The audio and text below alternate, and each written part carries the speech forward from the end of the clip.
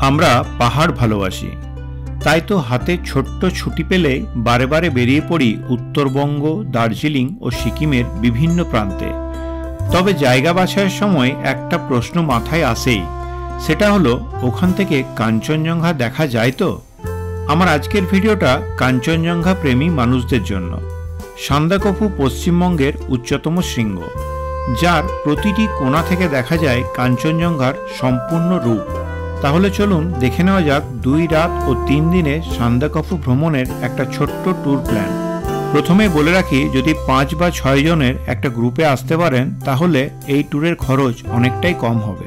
শিয়ালদা বা হাওড়া থেকে রাত্রে ট্রেন ধরে সকাল সকাল পৌঁছে যান নিউ জলপাইগুড়ি স্টেশনে।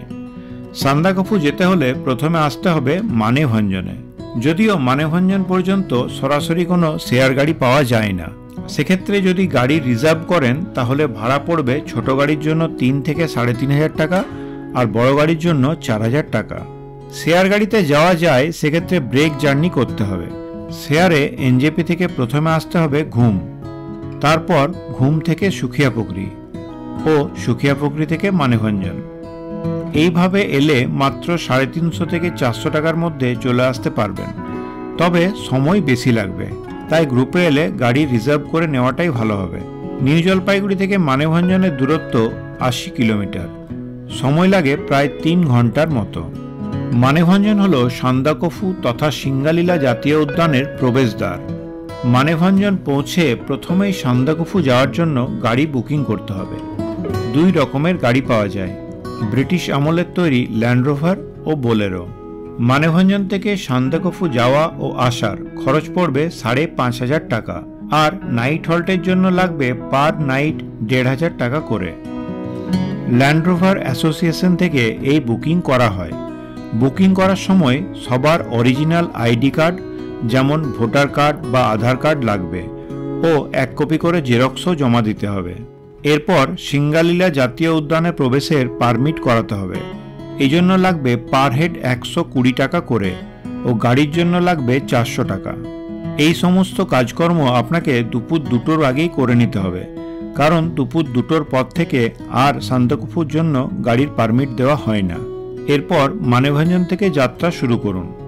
মাত্র 3 কিলোমিটার পথ চলার পরই পৌঁছে যাবেন চিত্রেতে। এখানে অবশ্যই দাঁড়াবেন। ছবির মতো সুন্দর গ্রাম চিত্রে। আকাশ পরিষ্কার থাকলে চিত্রে থেকেই দেখা যায় কাঞ্চনজঙ্ঘা। চিত্রেতে একটা হোমস্টেও আছে, কিছু খাওয়া দাওয়া করতে চাইলে এখানেই করে নিন। চিত্রের পর পাহাড়ি আঁকাবাঁকা পথ দিয়ে ওপরের দিকে উঠতে থাকুন। এর পরের গ্রাম লামেধুরা, তারপর মেঘমা। মেঘমাতেও একবার দাঁড়িয়ে পড়ুন, ছোট্ট বিরতি নিয়ে দেখে নিন মনেস্ট্রি। মেঘমা থেকে এরপর পৌঁছে যান টংলু। 3070 মিটার উচ্চতায় অবস্থিত টংলু হল সান্দাকফুর পথে সবথেকে সুন্দর জায়গা। টংলুতে থাকার জন্য আছে জিটিএ হাট।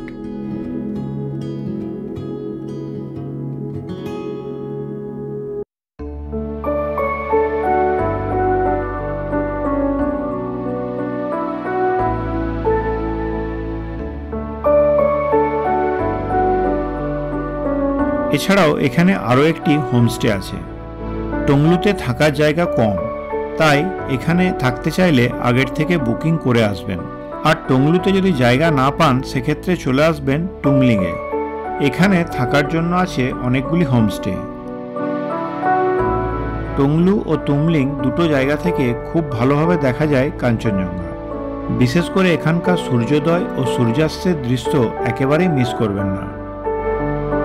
হাতে সময় থাকলে টংলু থেকে একটু তুমলিংয়ের রাস্তা ধরে হেঁটে আসবেন, বেশ ভালো লাগবে।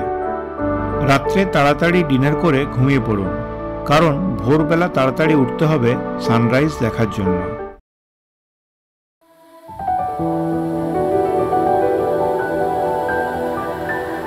এখানে কিন্তু প্রবল বেগে ঠান্ডা হাওয়া চলতে থাকে, তাই ভালোভাবে শীতের জামা কাপড়, টুপি, মাফলার, গ্লাভস সমস্ত কিছু পরে থাকবেন। টংলুর চারিপাশটা ফাঁকা, তাই এখান থেকে পুরো 360 ডিগ্রি ভিউ পাওয়া যায়।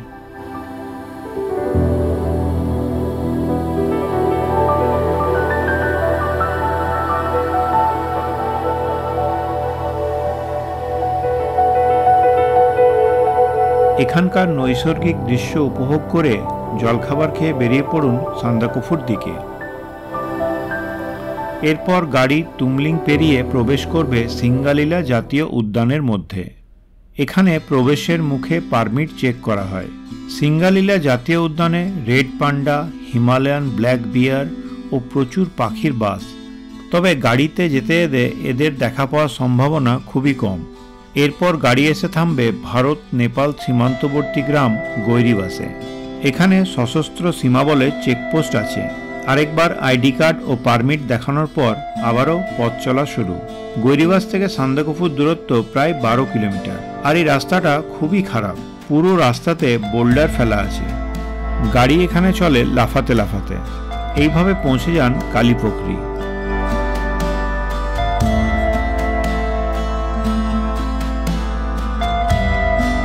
স্থানীয় মানুষরা এই কালীপোখরিকে অত্যন্ত পবিত্র বলে মনে করেন।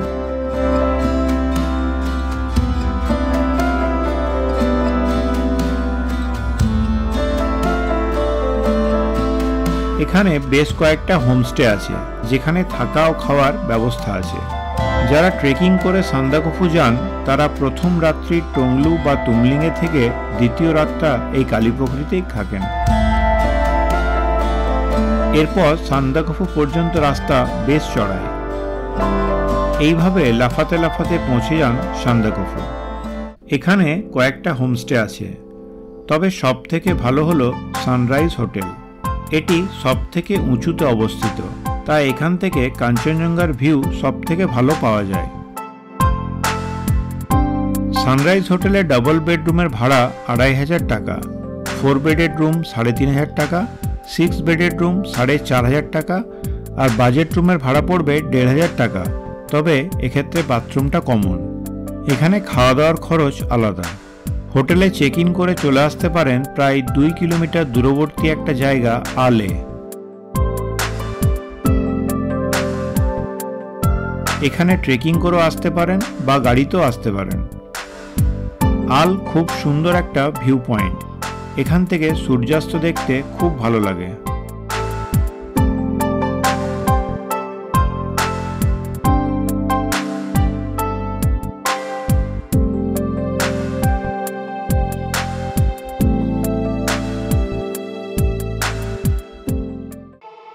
আজকের দিনটা সারা জীবন স্মরণীয় হয়ে থাকবে, কারণ এত সুন্দর কাঞ্চনজঙ্ঘার ভিউ আপনি আগে কখনো দেখে থাকবেন না।